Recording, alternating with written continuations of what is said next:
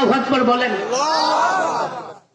প্রথম দফা প্রথমবার লৌহে মাহফুজ থেকে আলা সামায়ে দুনিয়া, দুনিয়ার আসমানে সমস্ত কোরআনকে আল্লাহ তাআলা নাযিল করেছেন।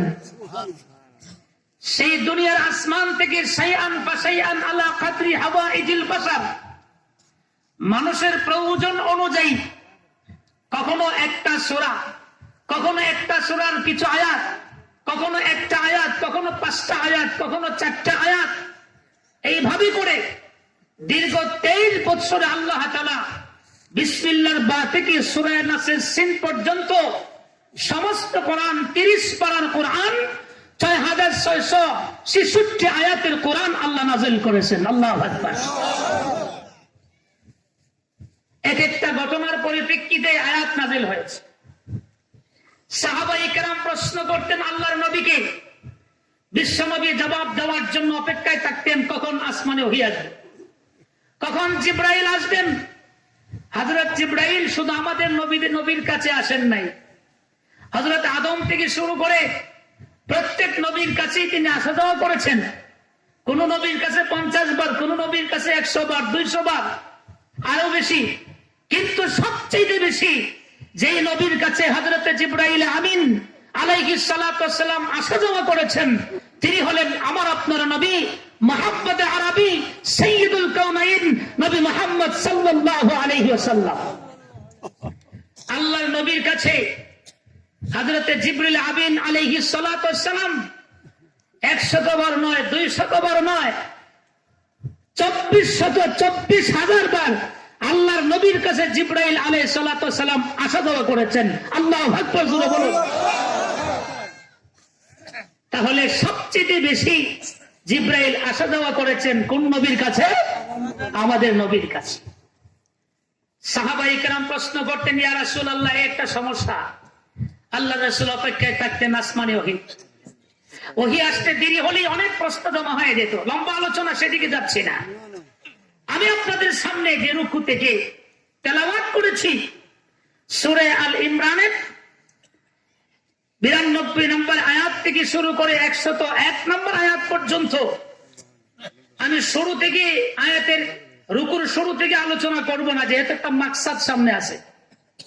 এই জন্য যে আলোচনাটা প্রথম করার দরকার ছিল সেটা পরে করব, আর যেটা একদম লাস্টে শেষে করার কথা ছিল সেটা আজকে আগে শুরু করব। আপনাদের কষ্ট হবে? একটা তরতিব ধারাবাহিকতা পাল্টাইয়ে ফেলছি, যেহেতু মাকসাদ আমাদের সামনে আছে। পিছন থেকে আলোচনা করে সামনে যাব, সামন থেকে পিছনে না, আপনাদের মন তৈরি করার জন্য। এজন্য আমার ভাই, কোরআনের তাফসীর আমরা খুব গল্প বলবো না, কিচ্ছা বলবো না। কোরআনে যে কিচ্ছা, যে কাহিনী আছে সেখান থেকেই বলবো, আমলের নিয়তে শুনবো, এবং মনে মনে এই জ্ঞান আর খেয়াল রাখতে হবে যে এখানে কোরআনুল কারীম, যে কোরআন হচ্ছে আসমানের নিচে জমিনের উপরে আল্লাহ তাআলা আসমানে যত কিতাব নাযিল করেছেন সর্বশ্রেষ্ঠ কিতাব কোরআনুল কারীমের অর্থ হচ্ছে, তাফসীর হচ্ছে। অতএব আল্লাহর কালামের ব্যাখ্যা দেওয়া হচ্ছে, আল্লাহর কালামের অর্থ শোনানো হচ্ছে। মনোযোগ দিয়ে আমলের নিয়তে শোনার জন্য কারা কারা তৈরি আছেন মানসিক ভাবে? 2টি হাত উঁচু করে আল্লাহকে দেখেন, আমাকে না। একদম সোজা করেন 2 হাত। যুবকরা একদম সোজা, বাঁকা কেন? কোন একদম সোজা, 2টা হাত এইভাবে নাড়াচাড়া দেন, এইভাবে এইভাবে চিৎকার দিয়ে যুবকরা গলার আওয়াজ ছেড়ে দিয়ে আকাশ বাতাস মুখরিত করে একটা তাকবীর দিতে হবে। লিল্লাহি তাকবীর, মুহাম্মাদুর রাসূলুল্লাহ তাকবীর। আল্লাহ সবাইকে কবুল করুন, আমিন। আমার ভাইয়েরা, সূরা আল ইমরানের 98 নম্বর আয়াতে কারিমা থেকে আজকে শুরু করি। আল্লাহ তাআলার কালাম অত্যন্ত মধুর। আমরা কত বই পড়ি, কত উপন্যাস পড়ি, কিন্তু কোরআনের মতো মজা, কোরআনের মতো চমৎকার, মধুময় আর কোন কিতাব আসমানের নিচে জমিনের উপর আছে? আরো জোরে বলুন। এই কোরআনের মধ্যে আমি প্রায় সময় বলি, ম্যাগনেট যেমন ভাবে লোহাকে আকৃষ্ট করে নিজের দিকে টেনে আনে, আল্লাহর কালাম কিন্তু আল্লাহর বান্দা বান্দিকে তার দিকে টেনে আনে। আল্লাহু আকবার বলে। ম্যাগনেটের পাওয়ার কি? এর চাইতে লক্ষ কোটি গুণে পাওয়ার আল্লাহর কালামুল্লাহ শরীফের, জোরে কোন ঠিক কিনা? যার কারণে এই কালামুল্লাহ শরীফের শত্রুর অভাব নাই, দুশ্মনের অভাব নাই, এখনো আছে। আজ থেকে নিয়ে ১৫০০ বছর আগেও ছিল। কথা জোরে বলুন ঠিক কিনা? আমি একজনের নাম দিয়ে আজকে শুরু করব, যেই লোকটা ইসলাম বিদ্বেষী ছিল, যেই লোকটা কোরআন বিদ্বেষী ছিল, যারা মুসলমানদের ইত্তেহাদ ইত্তেফাক চাইতো না, মুসলমান বিভিন্ন দলে বিভক্ত থাকুক, মুসলমান পরস্পরে ঝগড়া বিবাদ করুক, এটা চাইতো।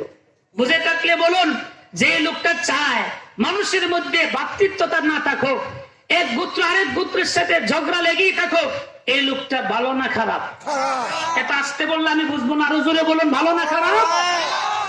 এমন একটা লোক ছিল ইহুদিদের মধ্যে, যার নাম হচ্ছে শাম্মাস ইবনে কায়েস। নামটা ভালো করে স্মরণ রাখবেন। নাম কি? শাম্মাস ইবনে কায়েস। আল্লাহ তাআলা সূরা আল ইমরানের ৯৮ নম্বর আয়াতে কারিমা থেকে শুরু করে রুকুর শেষ পর্যন্ত এই আয়াতগুলি আল্লাহ তাআলা কেন নাযিল করেছেন, আমি বাংলায় বলেছি কেন নাযিল করেছেন। এটাকে কিতাবের ভাষায় শানে নুজুল বলা হয়। কি বলা হয়? শানে নুজুল। শাম্মাস ইবনে কায়েস সে ছিল ইসলাম বিদ্বেষী। মুসলমানদেরকে দেখলে তার মাথা গরম হয়ে যেত, মুসলমানদেরকে দেখলে তার খুব কষ্ট লাগতো, মুসলমানদেরকে দেখলে আপনার ভালো চোখকে তাকাইতো না, তার খারাপ চোখকে দৃষ্টিপাত করত। মুসলমানরা পরস্পরে মিলে যাবে এটা সে পছন্দ করত না। মদিনার মধ্যে ২টা গোত্র ছিল, প্রসিদ্ধ ২টা গোত্র, উলামায়ে কেরাম ভালো করে জানেন। একটা গোত্র হলো আউস আর একটা হলো খাজরাজ।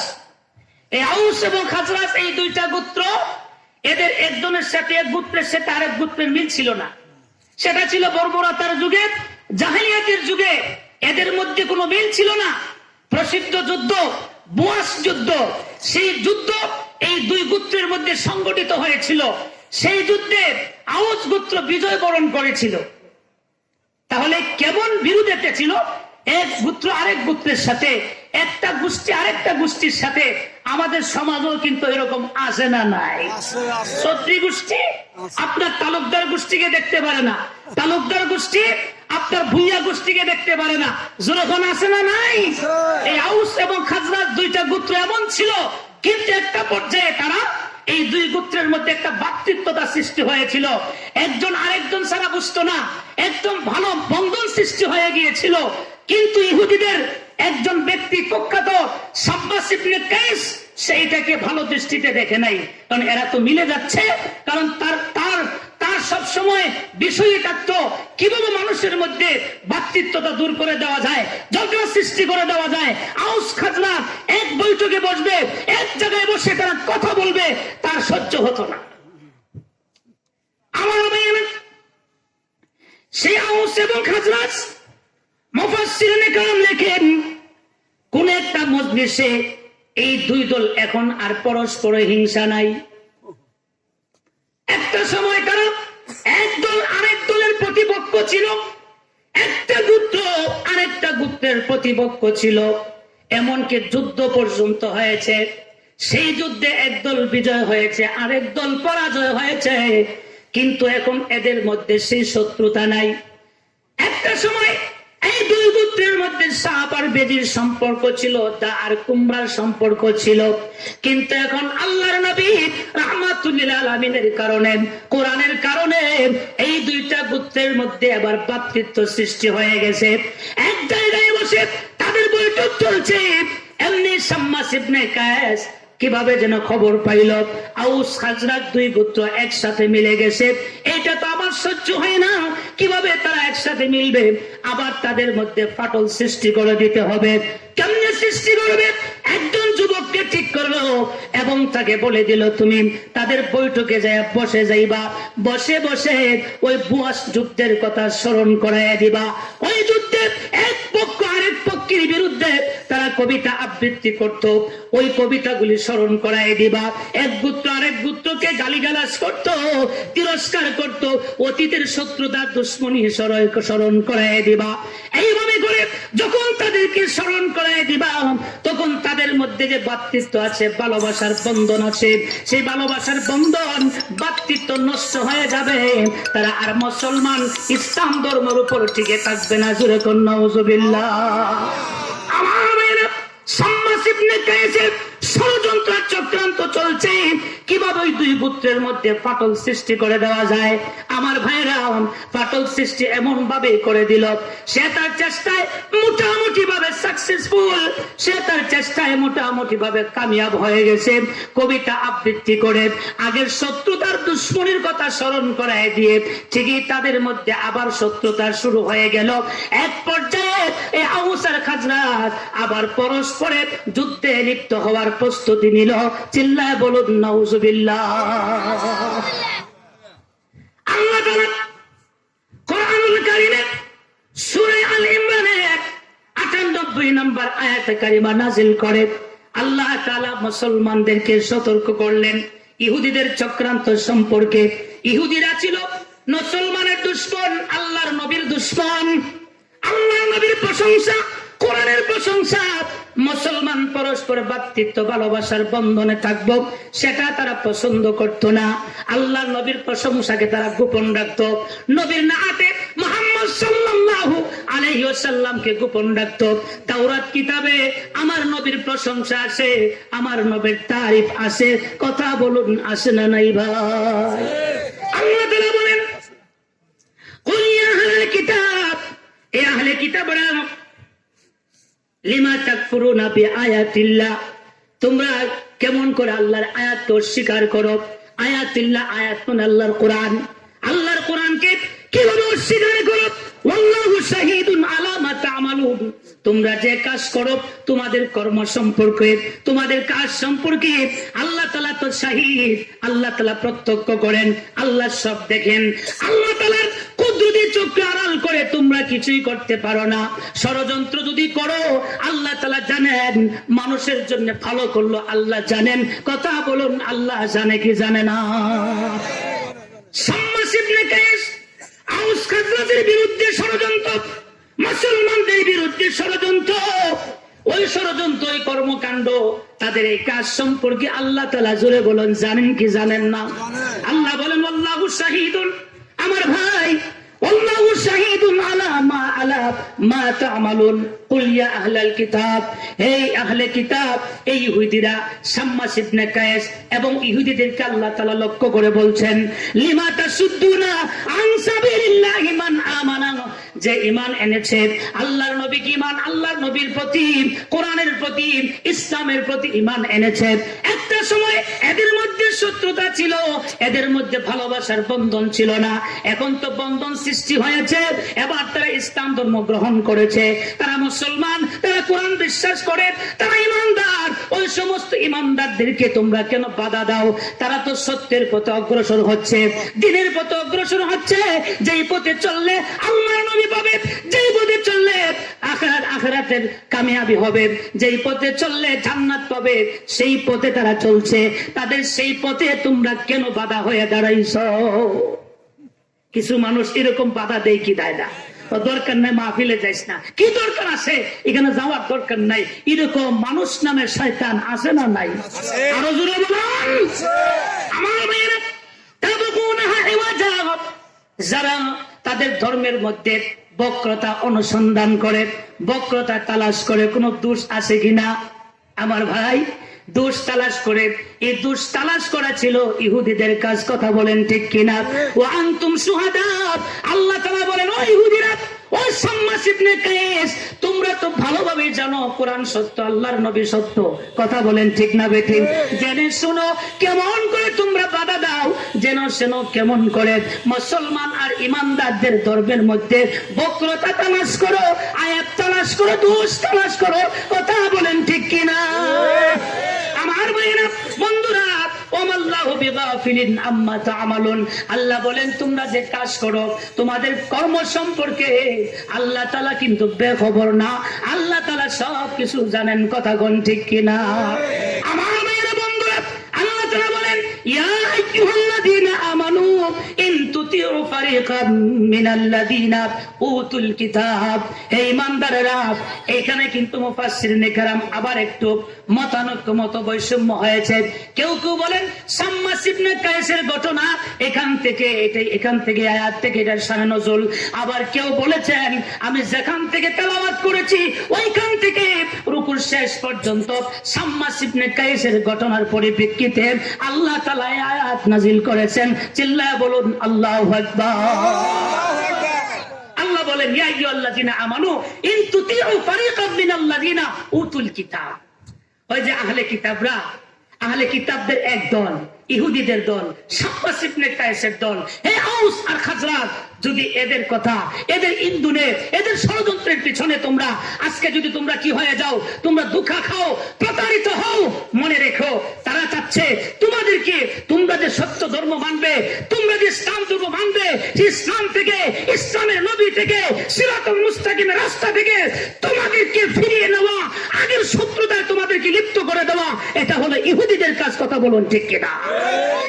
আমার ভাইয়েরা বন্ধুরা, এজন্যে আগের অনেক কিছুর সাথে বর্তমানে অনেক কিছুই মিলে যায়। ঠিক না?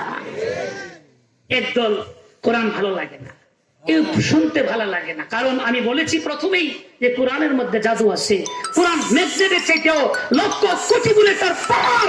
এই কোরআন কিন্তু মানুষকে হেদায়েতের দিকে ডাকতে থাকে, কোরআন কিন্তু মানুষকে জান্নাতের পথে ডাকে। কথা বলুন ঠিক না বেঠিক? এই জন্য আল্লাহ তাআলা আল্লাহর হাবিবকে বলেছেন আমি আপনাকে পৃথিবীতে কয়েকটি দায়িত্ব দিয়ে পাঠিয়েছি। এর প্রথম দায়িত্ব আপনি আপনার জাতিকে কোরআন তেলাওয়াত করে শোনাবেন। কি তেলাওয়াত করে? ইয়াতুলু আলাইহিম আয়াতিকা। আপনার জাতিকে আপনি কোরআন তেলাওয়াত করে শোনাবেন, কারণ কোরআন তেলাওয়াত করলে অনেক অমুসলিম ইতিহাস প্রমাণ করে যারা শুধু কোরআনের তেলাওয়াত শুনে কালেমা পড়ে মুসলমান হয়েছে। চিৎকার দিয়ে বলুন আল্লাহু আকবার। আল্লাহু আকবার। শুধু কোরআনের তেলাওয়াত আর অর্থ করলে, কোরআনের তাফসীর করলে আরো মজা। জোরে কোন ঠিক না বেঠিক? আমার ভাই, আপনাদের কাছে খারাপ লাগতেছে নাকি? আরো জোরে বলুন খারাপ লাগতেছে? তাহলে কোরআনের তাফসীর থেকে আমাদের এডুকেশন নিতে হবে। এক একটা শানে নজুল থেকে, এক এক কিছু কিছু আয়াতের অর্থ থেকে, তাফসীর থেকে আমাদেরকে শিক্ষা নিতে হবে। যদি মুসলমানদের বিরুদ্ধে, মুসলমানদের মধ্যে ফাটল সৃষ্টি করার জন্য মুসলমানরা ঐক্যবদ্ধ হয়ে আছে, মুসলমানদের মধ্যে তাফরীক সৃষ্টি করে দেওয়ার জন্য, মুসলমানদের মধ্যে যে পরস্পরের মধ্যে ভ্রাতৃত্বের ভালোবাসার বন্ধন আছে, এই বন্ধনকে আমার ভাইয়েরা বিনষ্ট করার জন্য যারা ষড়যন্ত্র করবে, ইসলামের বিরুদ্ধে, নবীর বিরুদ্ধে, কোরআনের বিরুদ্ধে, এদের বিরুদ্ধে রুখে দাঁড়াবার জন্য যদি জীবন দিতে হয়, আমি তৈরি আছি। কারা কারা তৈরি? আল্লাহকে ইসলামের শত্রুরা হুঁশিয়ার, সাবধান, ইসলামের শত্রুরা। তাকবীর। আমার ভাইয়েরা বন্ধুরা, মোটামুটি ভাবে আমরা এই কয়েকটা আয়াত বুঝলাম। এরপর আরেকটু সামনের দিকে আগাই। আলোচনা পিছন থেকে সামনের দিকে যাইতেছে, শুরু থেকে শেষ দিকে না, শেষ থেকে সামনের দিকে আগাচ্ছে। কেন দেখেন কিন্তু এরপর আল্লাহ তাআলা সূরা আল ইমরানের ৯৬ নম্বর আয়াতে কারিমায় এখানে আরো চমৎকার কথা। আমার ভাইয়েরা, ইহুদিদের কথাই, ইহুদিরা বলতো পৃথিবীর মধ্যে সর্বশ্রেষ্ঠ ঘর হচ্ছে বাইতুল মুকাদ্দাস। কি ঘর? আপনারা বুঝেন না আমার কথা কি? আর মুসলমানরা কি বলতো? না, পৃথিবীর সর্বশ্রেষ্ঠ ঘর হচ্ছে খানায়ে কাবা। আল্লাহ আকবার। আসেন আপনাদের এলাকায়? আসতে না জোরে? যুবকরা কি ঘুমাই গেছে নাকি? একটু জোরে কোন আল্লাহু আকবার।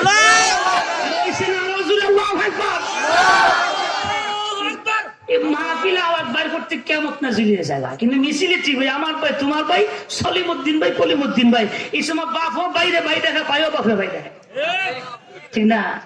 কি যে মুখ দেখো হুশ নাই, সামনে 28 তারিখ নির্বাচন, এটা যে কোনো ভাবে বিজয় করতে হবে। বাপকে যদি 14 বার বাই ডাকতো ওটা ডাকবই, যখন আসে না নাই।